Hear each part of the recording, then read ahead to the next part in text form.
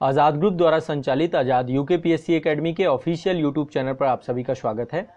ये व्यापक बृहद मंच उत्तराखंड लोक सेवा आयोग द्वारा आयोजित किए जाने वाले यूकेपीएससी एग्जाम, समीक्षाधिकारी सहायक समीक्षाधिकारी एग्जाम, साथ ही उत्तराखंड राज्य सरकार द्वारा आयोजित की जाने वाली सभी प्रतियोगी परीक्षाओं की तैयारी करने वाले सभी छात्रों के लिए समर्पित एक व्यापक बृहद मंच है। इसके माध्यम से आप सभी उत्तराखंड राज्य विशेष का व्यापक और संपूर्ण अध्ययन यहाँ से कर सकते हैं। समान अध्ययन के सभी विषयों का विषयवार अध्ययन यहाँ पे आपको लगातार क्लासेस उपलब्ध हो रही हैं। साथ ही करंट अफेयर्स का संपूर्ण अध्ययन की क्लासेस लगातार आप लोगों को मिल रही हैं। प्लेलिस्ट हर विषय की बनाई गई है, आप लोग प्लेलिस्ट में जाकर के क्लासेस देख सकते हैं। आप सभी के लिए एक निःशुल्क मासिक करंट अफेयर्स भी उपलब्ध कराई जाती है। इसके लिए आप सभी को आज़ाद यूकेपीएससी एकेडमी का ऑफिशियल एप्लीकेशन डाउनलोड करना पड़ेगा। यह एप्लीकेशन आपको गूगल प्ले स्टोर पर मिल जाएगा या फिर इस एप्लीकेशन की लिंक आपको डिस्क्रिप्शन में मिल जाएगी। डिस्क्रिप्शन में चेकआउट करिए, आप सभी को आज़ाद यूकेपीएससी एकेडमी का ऑफिशियल एप्लीकेशन मिलेगा।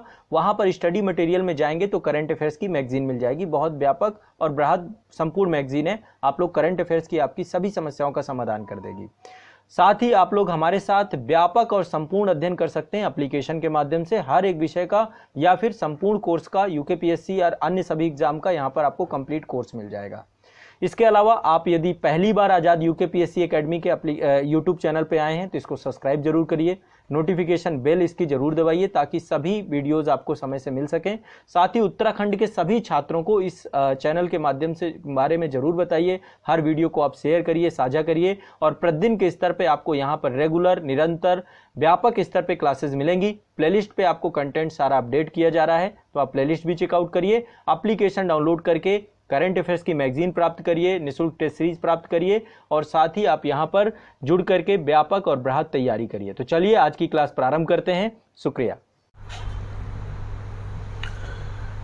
वर्ल्ड इन्वेस्टमेंट रिपोर्ट 2022 अभी हाल ही में प्रकाशित की गई है। 9 जून 2022 को एक संस्था है जिसका नाम है UNCTAD, United nation conference of trade and development, इसको बोलते हैं अंकटाड। यूनाइटेड नेशन की एक संस्था है। ये हर साल एक जो है रिपोर्ट जारी करती है। तो वर्ल्ड इन्वेस्टमेंट रिपोर्ट 2022 अभी आपकी जारी की गई है और ये रिपोर्ट बहुत इम्पॉर्टेंट है क्योंकि इस रिपोर्ट के द्वारा विश्व में आर्थिक क्रियाकलापों को लेकर के जो है जानकारी प्राप्त होती है कि कहाँ पे कौन से देश में निवेश बहुत ज़्यादा जा रहा है, इन्वेस्टमेंट ज़्यादा जा रहा है। आप लोगों को इकोनॉमी की क्लास में मैंने आपको बताया था कि निवेश जो है बाहर से कई रूपों पे आ सकता है। एक तो आपका एफडीआई है और दूसरा एफआईआई है। इसके अलावा ऋण के तौर पे भी हम निवेश प्राप्त कर सकते हैं या अनुदान के तौर पे, ग्रांट के तौर पे भी निवेश प्राप्त कर सकते हैं। निवेश के कई प्रकार होते हैं। तो एक प्रकार है आपका प्रत्यक्ष विदेशी निवेश, आप लोगों ने नाम सुना होगा, फॉरेन डायरेक्ट इन्वेस्टमेंट, इसे एफडीआई कहा जाता है। मैंने क्लास में बताया था कि एफडीआई क्या होता है, कौन बताएगा? हाँ बताओ, वेरी गुड, बोलो।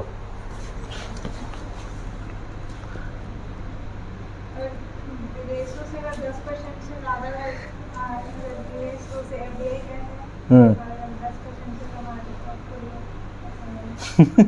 हैं। ठीक है, बैठ जाओ। किसी भी एक देश की कंपनी, मान लीजिए हमारे देश में कोई कंपनी है, ठीक है, उस कंपनी में किसी दूसरे देश के द्वारा जब निवेश किया जाता है, लेकिन निवेश की मात्रा होनी चाहिए कितनी, कम से कम 10%। जब किसी एक देश के कंपनी के द्वारा किसी दूसरी देश की कंपनी पर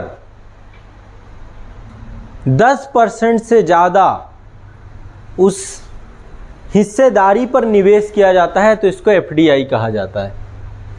ठीक है, ये मैंने आपको समझाया था प्रत्यक्ष विदेशी निवेश को लेकर। यदि नहीं होता तो इसको क्या बोलते हैं हम, आपका एफआईआई बोलते हैं। ठीक है, और एफडीआई आपका दो प्रकार का होता है। एक तो ग्रीनफील्ड इन्वेस्टमेंट होता है। ग्रीनफील्ड इन्वेस्ट में एक देश के द्वारा दूसरे देश में क्या की जाती है, नई कंपनी का निर्माण किया जाता है। एक होता है पोर्टफोलियो निवेश, तो उसके तहत विदेशी कंपनी के शेयर खरीदे जाते हैं। जैसे मान लीजिए रिलायंस है, तो रिलायंस के द्वारा यदि फेसबुक के 10% से ज़्यादा शेयर खरीद लिए जाए तो एक तरीके से एफडीआई हो जाएगा ये। ठीक है, उससे कम है तो फिर आपका एफआईआई के अंतर्गत होगा। तो ये मैंने कुछ आपको पैरामीटर्स बताए थे कि एफडीआई क्या होता है और एफडीआई को लेकर के काफ़ी सारी चीज़ें क्लास में हमने डिस्कस की थी। अभी ये जो रिपोर्ट आई है, इस रिपोर्ट से हमें ये जानकारी प्राप्त होती है कि विश्व में किस देश में ज़्यादा इन्वेस्टमेंट हो रहा है और किस देश में ज़्यादा इन्वेस्टमेंट नहीं हो रहा है। तो आप ये रिपोर्ट बहुत ज़रूरी है। कई बार जो है आपको जो आंसर राइटिंग करते हैं तो आपके पास इकोनॉमी से जुड़े ऐसे डेटा होना चाहिए। ये 32वीं रिपोर्ट थी, ठीक है। और 32वीं रिपोर्ट में आपको क्या लगता है किस देश में सबसे ज़्यादा एफडीआई पहुंचा होगा? 2022 में ये रिपोर्ट आई है तो 2021 का डेटा होगा ये आपका। तो 2021 में सबसे ज़्यादा एफडीआई कहाँ पहुंचा होगा? हाँ, कहाँ पे? सबसे ज़्यादा एफडीआई आकर्षित करने वाला देश है अमेरिका, यूएसए। लिख लो इसको लेकर के, 2-4 लाइनें लिख लो। लिखिए 9 जून 2022 को अंकटाड द्वारा 9 जून 2022 को अंकटाड द्वारा, अंकटाड का फुल फॉर्म है United nation conference of trade and development. UNCTAD द्वारा विश्व निवेश रिपोर्ट 2022, विश्व निवेश रिपोर्ट 2022 जारी की गई।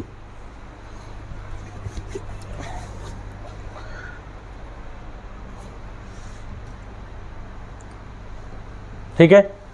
वर्ष 2021 में शीर्ष एफडीआई अंतर प्रवाह वाले देश निम्नलिखित हैं। शीर्ष एफडीआई वाले नंबर 1 में है अमेरिका। अमेरिका में लगभग टोटल 367। नंबर 1 है यूएसए। यहाँ पे, अच्छा यहाँ पे नहीं, यहाँ पे मैं लिख देता हूँ, लिस्ट एक बार बना लो आप लोग। नंबर 1 में यूएसए है, 367 billion US dollar, 367 billion US dollar जो है, ठीक है, अमेरिका में एफडीआई का इनफ्लो हुआ। दूसरे नंबर पे है चीन, 181, चीन का है 181 बिलियन यूएस डॉलर, ठीक है। चीन के अंदर ही एक उसी का स्वायत्त क्षेत्र है जिसको हम हांगकांग कहते हैं। हांगकांग के बारे में मैंने आपको बताया था, 1 चाइना 2 कंट्री सिस्टम का हिस्सा है। तो 1 चाइना 2 कंट्री सिस्टम क्या है? चीन एक देश है जिसने अपने ही देश के अंदर उसने कई सारे स्वायत्त क्षेत्र घोषित कर रखे हैं, उसमें से हांगकांग एक है। जैसे तिब्बत, हांगकांग, मकाओ, कई सारे क्षेत्र हैं। तो इसके बाद आता है हांगकांग, नंबर 1, नंबर 2, नंबर 3 में आपका हांगकांग। देखा जाए तो ये भी नंबर 2 ही है, हांगकांग ये भी चीन के अंदर है, बट अलग से इसको देखते हैं, स्वायत्त क्षेत्र है। हांगकांग में भी निवेश बहुत बड़ी संख्या में पहुंचा, 141 बिलियन डॉलर था, 141 बिलियन यूएस डॉलर। भारत का कौन सा स्थान रहा होगा?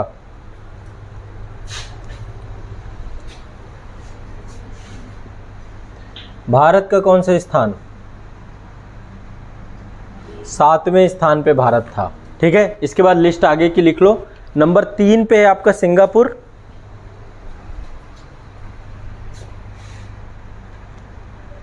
देखा जाए तो ऐसे नंबर 4 हो गया, बट ऐसे नंबर ये मतलब इन दोनों को आप एक साथ कंबाइंड करके भी देखेंगे, बट ये अलग अलग भी हैं। तो 1, 2, 3, चौथे नंबर पे आपका है सिंगापुर, 5वें नंबर पे है आपका कनाडा, 6ठे नंबर पे है आपका ब्राज़ील,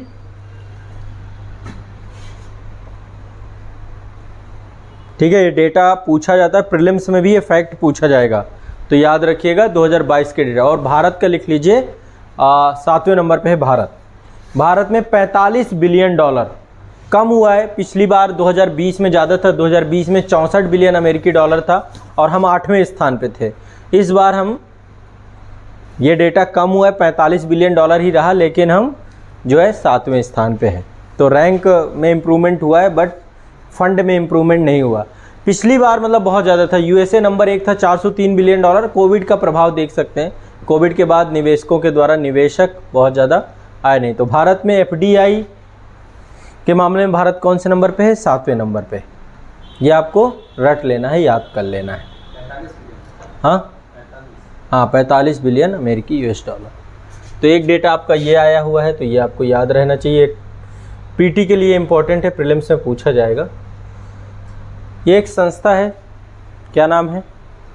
WHO, ठीक है।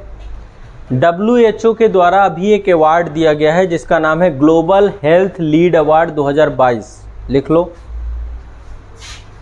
ये अवार्ड है आपका।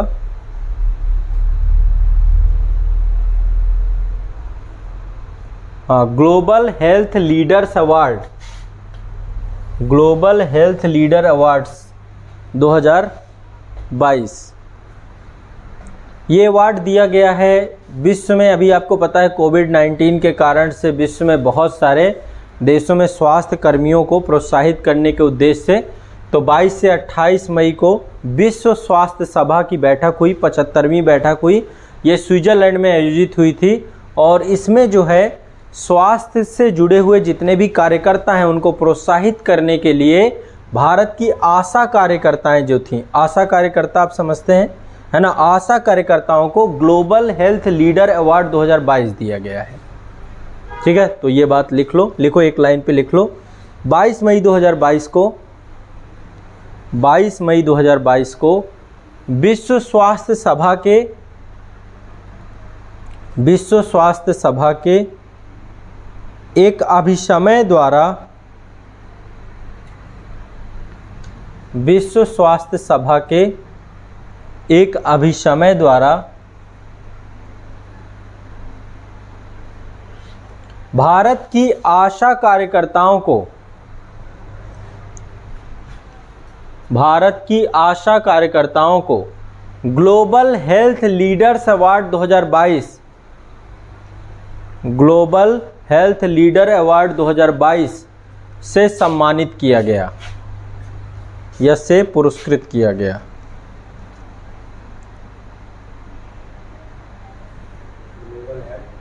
लीडर्स अवार्ड 2022 से सम्मानित किया गया। ठीक है, तो यह पुरस्कार मुख्य तौर पे क्षेत्रीय स्वास्थ्य मुद्दे, है ना, नेतृत्व, स्वास्थ्य नेतृत्व और वैश्विक स्वास्थ्य में योगदान के लिए दिया जाता है। ठीक है, ग्लोबल हेल्थ लीडर्स अवार्ड। और अभी जो हाल फिलहाल में आशा कार्यकर्ताओं के द्वारा कोविड-19 वैक्सीन में जो एक उत्कृष्ट कार्य किया गया है, कितने वैक्सीनेशन हो गया, कितने देश के कितने नागरिकों का, कितना डेटा पहुंच गया, कितना 200 करोड़ से ज़्यादा डोजेज लग चुकी हैं। 200 करोड़ कितना होता है, डबल डोज जिनको लग गई या, ठीक है, 100% वैक्सीनेशन अभी नहीं पहुंचा है। 200 करोड़ कैसे गिनते हैं? एक को 2 लगी तो 2 गिनेंगे, एक गिनेंगे। एक को 2 लगी तो 2 गिनेंगे, डोज में तो 2 ही होंगी ना। एक हाँ, बूस्टर डोज भी लग रही है। ठीक, तो केवल आशाओं को नहीं प्राप्त हुआ, अन्य भी प्राप्त हुए, विश्व के अन्य देशों के लोगों को भी प्राप्त हुआ है। तो एक लाइन और जोड़ लो, लिखो, आशा कार्यकर्ताओं के साथ साथ 5 अन्य लोगों को भी यह पुरस्कार प्राप्त हुआ है। आशा कार्यकर्ताओं के साथ 5 अन्य लोगों को भी यह पुरस्कार प्राप्त हुआ है। क्रम से नाम लिख लीजिए। पहला है, फरवरी 2022 में क्या हुआ था, अफगानिस्तान में, आपको पता था अफगानिस्तान में पूरा सत्ता परिवर्तन हुआ, तालिबान आ गया। तो पोलियो के कार्यकर्ता थे और 8 कार्यकर्ताओं को गोली मार के हत्या कर दी गई थी तालिबान के द्वारा। ठीक है, तो इनको भी पुरस्कृत किया गया। तो पहले नंबर पे 5 लोग हैं, इनको भी लिख लो। नंबर 1, फरवरी 2022 में, फरवरी 2022 में अफगानिस्तान में, फरवरी 2022 में अफगानिस्तान में गोली मारकर हत्या किए जाने वाले, फरवरी 2022 में अफगानिस्तान में गोली मारकर हत्या किए जाने वाले 8 स्वयंसेवी पोलियो कार्यकर्ताओं को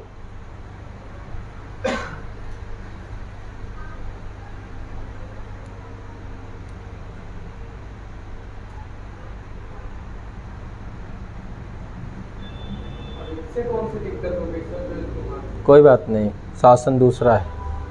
दूसरा नंबर, आप जो है इनकी दिक्कत के चक्कर में मत रहिए। ठीक है, अफगानिस्तान है वो, वहाँ पे बहुतों से दिक्कत है। दूसरा पॉइंट, अफगानिस्तान पढ़ाया ना मैंने आपको, तालिबान का शासन कैसे चलता है।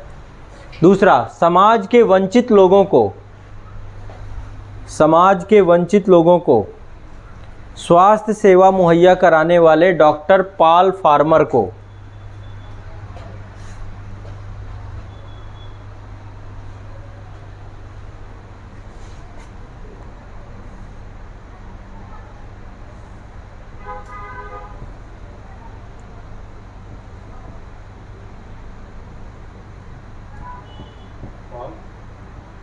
Doctor Paul farmer.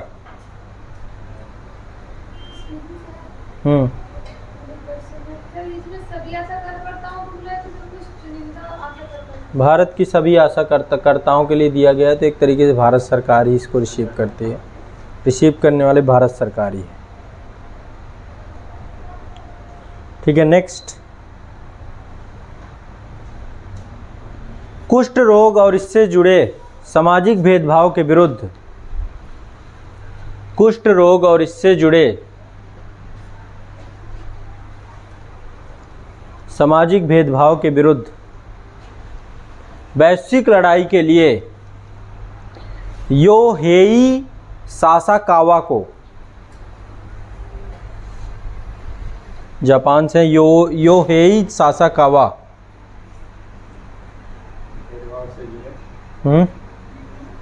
Yohei Sasakawa. Next,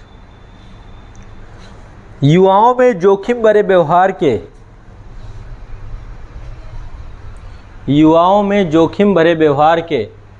विकल्प के रूप में, युवाओं में जोखिम भरे व्यवहार के विकल्प के रूप में खेल तक पहुंच की सुविधा प्रदान करने के लिए, खेल तक पहुंच की सुविधा प्रदान करने के लिए वॉलीबॉल खिलाड़ी लुडमिला सोफिया ओलिवेरा बरेला, पूरा नाम है ये लुडमिया सोफिया, बस इतना ही लिख लो, लुडमिला सोफिया को। नेक्स्ट, एड्स विरोधी कार्यक्रम के लिए डॉक्टर अहमद हंकिर को, एड्स विरोधी कार्यक्रम के लिए डॉक्टर अहमद हंकिर को। तो ये टोटल जो है ये अवार्ड दिया गया है WHO के द्वारा। तो एक ये भी इम्पोर्टेंट है, वर्ल्ड हेल्थ ऑर्गेनाइजेशन एक महत्वपूर्ण संस्था के तौर पे डॉक्टर अहमद हंकिर, हाँ, अरे दुखी आत्माओं, ये देखो ऐसे लिखते हैं हंकिर।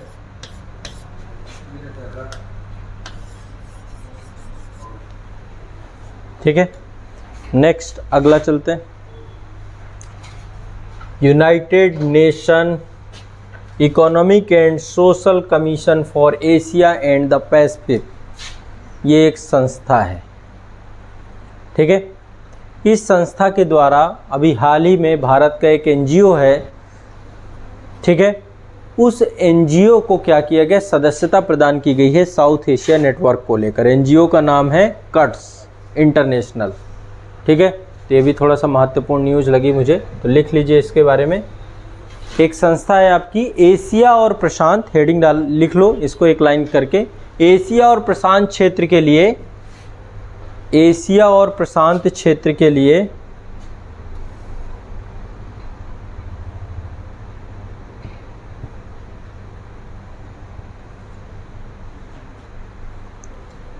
संयुक्त राष्ट्र आर्थिक और सामाजिक आयोग,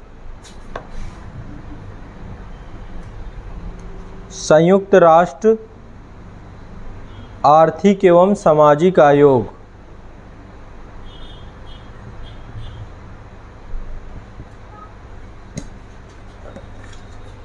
इसको लिख लो, ब्रैकेट में लिख लो UNESCAP,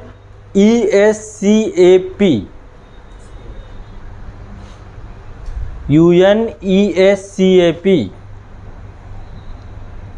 ठीक है, United nation economic and social commission for Asia and the Pacific.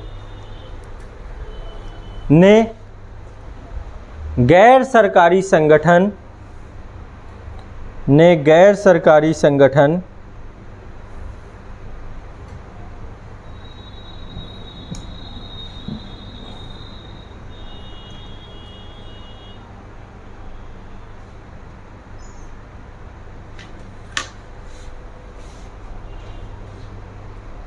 कर्ट्स international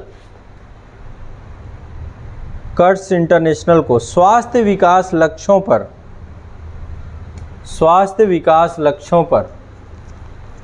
दक्षिण एशिया नेटवर्क की सदस्यता प्रदान की। इसे सामाजिक संगठन के नाते इसमें रखा गया है।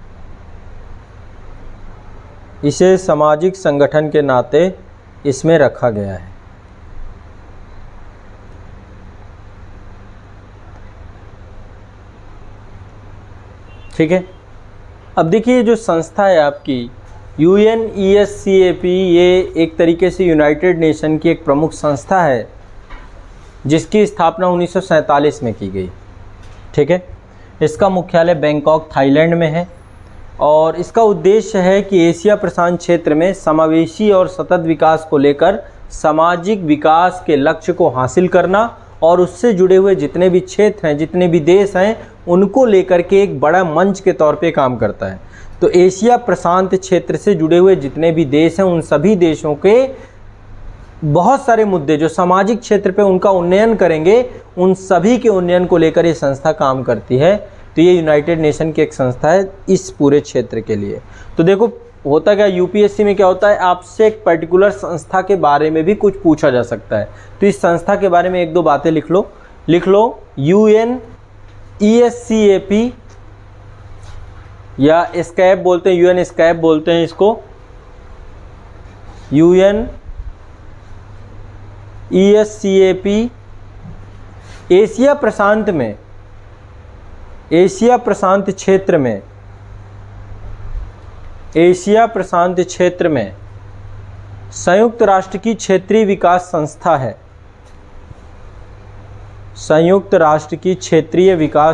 है। इसके 62 सदस्य, इसमें कुल 62 सदस्य हैं।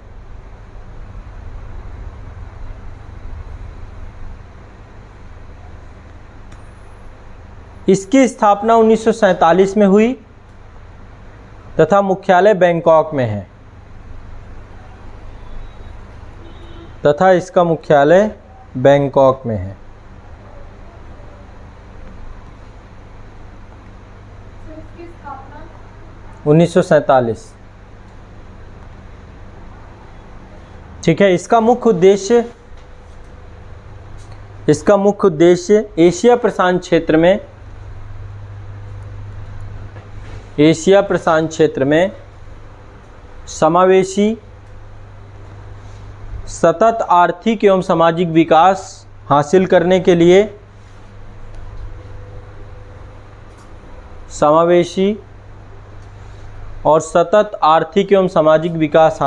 में प्रयत्नशील,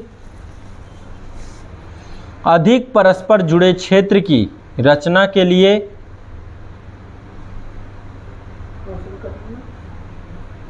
सामाजिक विकास हासिल करने में प्रयत्नशील, अधिक परस्पर जुड़े क्षेत्र की रचना के लिए सदस्य देशों के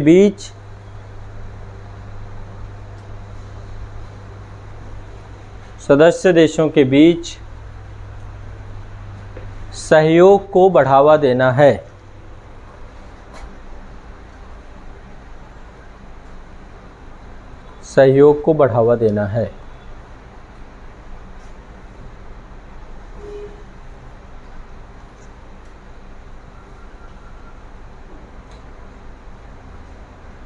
ठीक है। तो ये आपका एक महत्वपूर्ण विषय था, ध्यान रखिएगा। इसको लेकर के मान लीजिए कुछ ना कुछ विषय बन जाता है, पूछ सकता है। ठीक है। तो इसके द्वारा ही एक दक्षिण एशिया नेटवर्क भी बनाया गया है। दक्षिण एशिया नेटवर्क में आपका अफगानिस्तान, बांग्लादेश, भूटान, भारत, मालदीव, नेपाल, पाकिस्तान, श्रीलंका, ये जो मतलब हमारे सार्क कंट्री हैं, इनका ही एक पूरा का पूरा एक नेटवर्क है जो इस संस्था के साथ मिलकर काम करता है। और इस संस्था के अंतर्गत ही जो है लगातार जो है प्रयास किया जाता है कि इस क्षेत्र के विकास को बढ़ावा दिया जाए। ठीक है, नेक्स्ट ट्विटर, क्या जानकारी है इसके बारे में? ट्विटर का अधिग्रहण हुआ है, किसने किया है? अमेरिकी उद्योगपति एलन मस्क के द्वारा 25 अप्रैल 2022 को सोशल मीडिया कंपनी ट्विटर का अधिग्रहण कर लिया गया। ठीक है, और ये जो एक प्रपोजल था, एक प्रस्ताव था, एलन मस्क ने खुद रखा था और ट्विटर कंपनी के बोर्ड ने इस प्रस्ताव को स्वीकार कर लिया। ठीक है, तो एक तरीके से एलन मस्क जो है एक तरीके से ट्विटर को एक निजी संगठन के तौर पे इसको ला पाए हैं। तो एक बार लिख लो इसके बारे में। कब हुई थी स्थापना ट्विटर की? सबसे खतरनाक यदि मुझे कोई मंच लगता है तो यही है, ये चिड़िया ही है सबसे खतरनाक। शायद आपको पता ना हो इसकी पावर, क्योंकि अभी ट्विटर से आप लोग अननोन हैं। जब आप ट्विटर को कभी देखेंगे, वहाँ पे जब ट्रोलिंग चलती है, कुछ भी होता है, ये समझ लीजिए भारत में कोई भी घटना होती है उसके पीछे ट्विटर एक बहुत बड़ा कारक है और आप अपनी आवाज़ कहीं तक भी पहुंचा सकते हैं इस मंच के माध्यम से। तो एक ये पावर भी है और एक डरावनी चीज़ भी है। यहाँ पे सब है, विश्व, भारत और भारत के बड़े बड़े ऑर्गेनाइजेशन, भारत सरकार के सारे डिपार्टमेंट सब है ट्विटर पे, प्रधानमंत्री से लेकर के राष्ट्रपति से लेकर सब। यदि आपको अपनी बात पहुंचानी है तो इस मंच के माध्यम से अपनी बात आप पहुंचा सकते हो। गवर्नमेंट के जितने भी सरकारी संस्थान हैं, अब तो जब से सोशल मीडिया का युग आया तो ये प्लेटफॉर्म का बहुत बड़ा महत्व बन गया। तो जो आप ट्रोलिंग देखते हो ना, ट्रोल होते रहते हैं लोग, ये ट्विटर ही है सबसे खतरनाक चीज़। ठीक है, तो अभी इसका अधिग्रहण हुआ है। एक लाइन पे ये लिखवा लो, मान लो कभी क्वेश्चन पूछ ले तो ये भी लिख लो। 25 अप्रैल 2022 को ट्विटर ने घोषणा की, 25 अप्रैल 2022 को ट्विटर ने घोषणा की कि अमेरिकी उद्योगपति एलन मस्क ने, एलन मस्क के बारे में सब जानते होंगे, टेस्ला के मालिक हैं, स्पेसएक्स के मालिक हैं, है ना, विश्व के सबसे अमीर लोगों में से एक हैं, बहुत रिस्क लेने वाले। हाँ ठीक है, अमेरिकी उद्योगपति एलन मस्क ने सोशल मीडिया कंपनी ट्विटर का अधिग्रहण कर लिया। उद्योगपति वही बनता है, उद्यमी का मतलब ही है रिस्क लेने वाला, जो रिस्क लेता है, और बहुत मोटिवेशनल पर्सन है। एलन मस्क ने सोशल मीडिया कंपनी ट्विटर का अधिग्रहण कर लिया।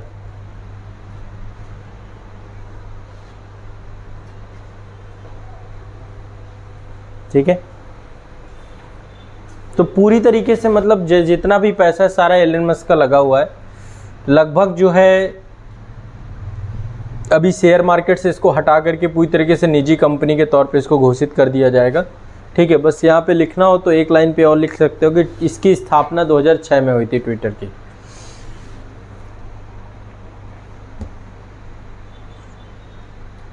तो 44 बिलियन में खरीदे मुकेश अंबानी नहीं खरीद सकते थे, क्यों नहीं खरीद सकते थे? अपना इंटरेस्ट होता है, बिजनेसमैन का इंटरेस्ट होता है कि वो किस क्षेत्र में निवेश करना चाहता है। ठीक है, तो ये नेक्स्ट न्यूज़ है इस संगठन से, G20 से। अभी 20-21 जून 2022 को G20 के जो स्वास्थ्य मंत्री थे उन सब की बैठक हुई इंडोनेशिया में। इंडोनेशिया में एक जगह है योग्याकर्ता, जैसे जकार्ता उसकी राजधानी है, वैसे योग्याकर्ता एक जगह है, वहाँ पर जो है स्वास्थ्य मंत्रियों की बैठक हुई थी। तो सबसे पहले G20 क्या है बताएं? G20 क्या है? अंतर्राष्ट्रीय आर्थिक और वित्तीय सहयोग का एक मंच है। विश्व के वो देश जिनका जीडीपी का लगभग 85% और उनके वैश्विक बाजार का लगभग 75% और वैश्विक निवेश का लगभग 80% तथा पूरे विश्व की जनसंख्या का लगभग 2/3 हिस्सा का जो प्रतिनिधित्व है वो G20 देश करते हैं। विश्व की टोटल जीडीपी का 85% इन देशों का योगदान है। तो एक तरीके से विकासशील अर्थव्यवस्थाओं का एक मंच है। जैसे डेवलप्ड इकोनॉमी का एक मंच बनाया गया G7, वैसे ही डेवलपिंग इकोनॉमी जो है विश्व की, उनका एक मंच बनाया गया है जिसका नाम है G20। इसमें जरूरी नहीं कि सारी डेवलपिंग इकोनॉमी है, कुछ डेवलप्ड इकोनॉमी भी इसमें सम्मिलित है यूरोप की। तो यदि हम देखें तो अर्जेंटीना है इसमें भारत है कि नहीं है? अर्जेंटीना है, ऑस्ट्रेलिया है, भारत है, ब्राज़ील है, कनाडा है। इसमें यूरोपीय यूनियन है, EU है पूरा का पूरा। EU एक प्रतिनिधित्व रखता है, एक यूनिट रखता है, जबकि EU के अंदर ही बहुत सारे देश हैं। कितने देश हैं? पढ़ाया था ना EU। हाँ, ब्रेग्जिट के बाद जो है जोड़ दें। और फ्रांस हो गया, जर्मनी हो गया, भारत हो गया, आपका इंडोनेशिया हो गया, इटली हो गया, जापान हो गया, मैक्सिको हो गया, रूस हो गया, ठीक है। तो ये सऊदी अरेबिया हो गया आपका, इधर दक्षिण अफ्रीका को भी रखा गया है, दक्षिण कोरिया को भी रखा गया है, टर्की को भी रखा गया है, यूनाइटेड किंगडम भी है और अमेरिका को भी इसमें शामिल कर लिया गया है। तो डेवलप्ड इकोनॉमी और डेवलपिंग इकोनॉमी, इन दोनों का जो विश्व की सबसे बड़ी अर्थव्यवस्थाएं हैं, 20 बड़ी अर्थव्यवस्थाओं के रूप में जो है आपका ये बना है G20, ठीक है। तो G20 के बारे में 2-4 बातें लिख लो।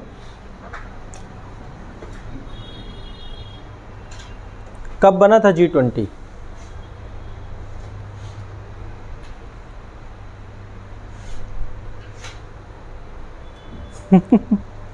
करंट पढ़ते हो? पढ़ी तो रहे हो करंट? हाँ, नहीं मिलता है ये सब।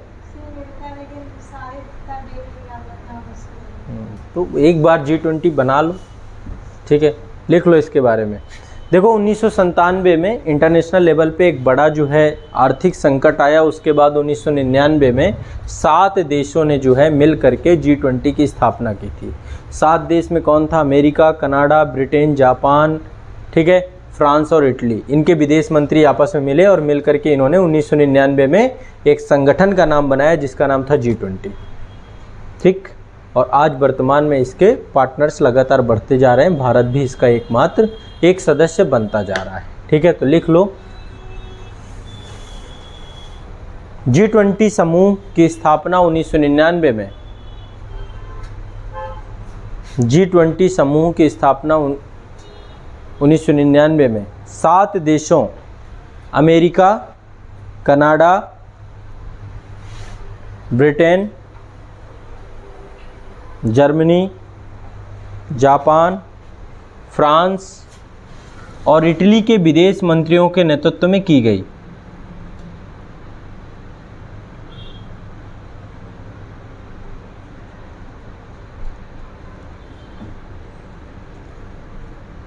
इसका कोई हेडक्वार्टर नहीं है,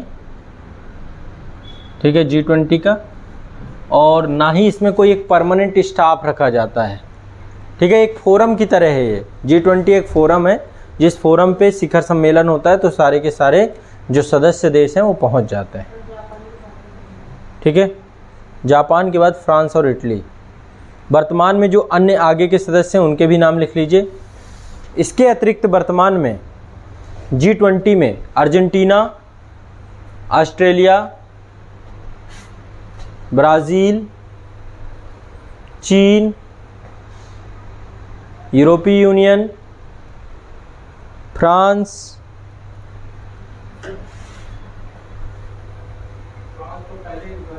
लिख लिए तो वो स्किप कर देना, जर्मनी, भारत, इंडोनेशिया, मैक्सिको, रूस, सऊदी अरब, दक्षिण अफ्रीका, दक्षिण कोरिया, तुर्की, यूनाइटेड किंगडम आदि शामिल हैं।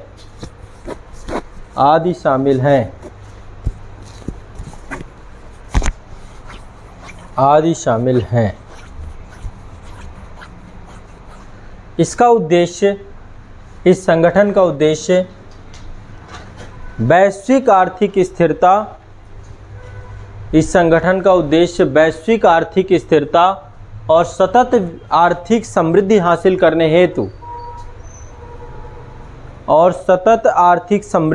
करने हेतु सदस्यों के मध्य सदस्यों के मध्य नीतिगत समन्वय स्थापित करना, नीतिगत समन्वय स्थापित करना।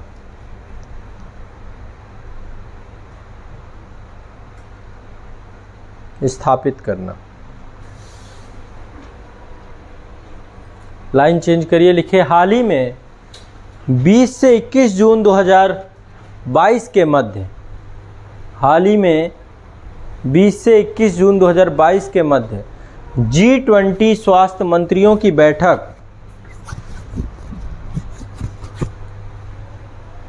योग्याकार्ता, ये लिखिए योग्याकार्ता इंडोनेशिया में आयोजित की गई। योग्याकार्ता जगह का नाम है, योग्याकार्ता इंडोनेशिया में आयोजित की गई। इसमें भारत के केंद्रीय स्वास्थ्य एवं परिवार कल्याण मंत्री डॉक्टर, क्या नाम है हमारे हेल्थ मिनिस्टर कौन है अभी भारत के? हाँ, very good, doctor Mansukh Mandaviya. ध्यान रखिएगा, ये याद रहनी चाहिए आपको, बहुत छोटी बात लगती है आपको। अपने घर में एक चार्ट बनाइए, एक ग्राफ बनाइए, उसमें भारत के सभी जो उच्च पद हैं जो संविधान द्वारा स्थापित किए गए हैं, कभी सभी वो पद जो कानून द्वारा स्थापित किए, उन सभी पदों के नाम आपको लिखे होने चाहिए। आप भारत के एक चार्ट बनाइए, उस चार्ट को पेंसिल से लिखिए उसमें नाम, ताकि चेंज हो जाए तो चेंज कर लो, ठीक है। और आप अपने राज्य के जो प्रमुख हैं, इन 2 लिस्ट को आपको रट के रखना चाहिए, हमेशा अपडेट रहते रहना चाहिए।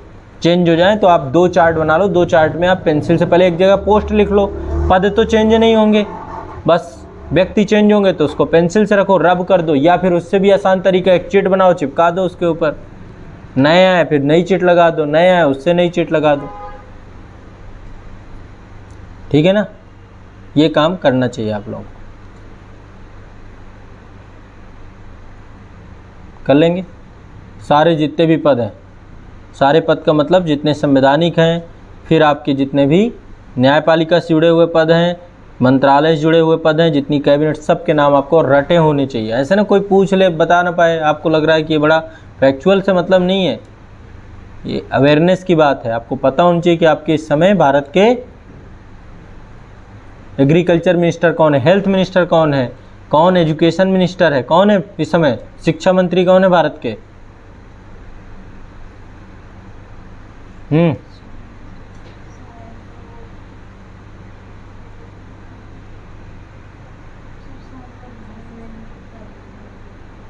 कौन? हाँ, सही गेस कर रही हैं आप, सही गेस कर रही हैं, बट वही है कि बाकी सब ब्लैंक चल रहा होगा, ठीक है। तो आपको इतना अवेयरनेस होना चाहिए, पता होना चाहिए, नहीं तो फिर कोई फ़ायदा नहीं। बहुत बेसिक चीज़ें हैं, इतना तो कम से कम आइडिया रखो। हाँ सर, इसी मीटिंग में रूस के प्रतिनिधि और यूक्रेन के प्रतिनिधि मिलने वाले थे, मिले हुए नहीं? अभी रशिया यूक्रेन का लंबा चलेगा मामला, इतनी जल्दी नहीं सुलझने वाला। युद्ध 1 साल में नहीं रुकते हैं, 1-1 साल लग जाते हैं, 2-2 साल लग जाते हैं, क्योंकि सप्लाई दोनों तरफ को हो रही है, समझ रहे हो ना। ये जब तक पॉलिटिकली अमेरिका की जिम्मेदारी है या नाटो सदस्यों के, वो देश जो है लगातार उसे मदद पहुंचा रहे हैं। अभी जेलेंस्की को अवार्ड दिया गया है, कल परसों ब्रिटेन ने दिया है अवार्ड, यूके ने, तो अब प्रोत्साहित कर रहे हैं ना लोग। तो तब तक युद्ध की स्थिति, वो चाहे जितनी बुरी हालत हो जाए, चलती ही रहेगी ये युद्ध। तो घी डालने वाले हैं ना इसमें, मुद्दे को सुलझने ही नहीं देंगे, ठीक है। और यदि उसके मन में जेलेंस्की के अभी भी बैठा हुआ है कि नाटो नहीं छोड़ूंगा, तो रूस बंद नहीं करेगा कभी भी, ठीक है। तो फिर चलता ही रहेगा युद्ध, इधर से सप्लाई पहुंचती रहेगी, युद्ध चलता ही रहेगा। तो एक प्रक्रिया अभी चल ही रहा है, थोड़ा सा टाइम लगेगा इसमें, ठीक है। कहाँ पे थे हम? हाँ, भारत के स्वास्थ्य एवं परिवार कल्याण मंत्री डॉक्टर मनसुख मांडविया ने वर्चुअल माध्यम से इस बैठक में भाग लिया, वर्चुअल माध्यम से इस बैठक में भाग लिया। उन्होंने इस बैठक में टीबी व वन हेल्थ के मुद्दे को प्राथमिकता देने, उन्होंने इस मुद्दे पर टीबी व वन हेल्थ के मुद्दे को प्राथमिकता देने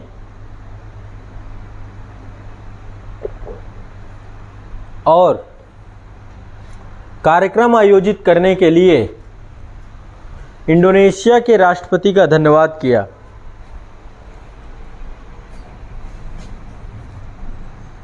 गौरतलब है कि भारत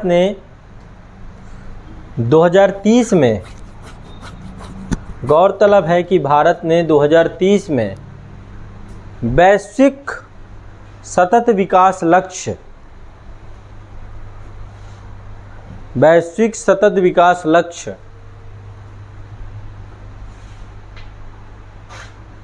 और 2025 तक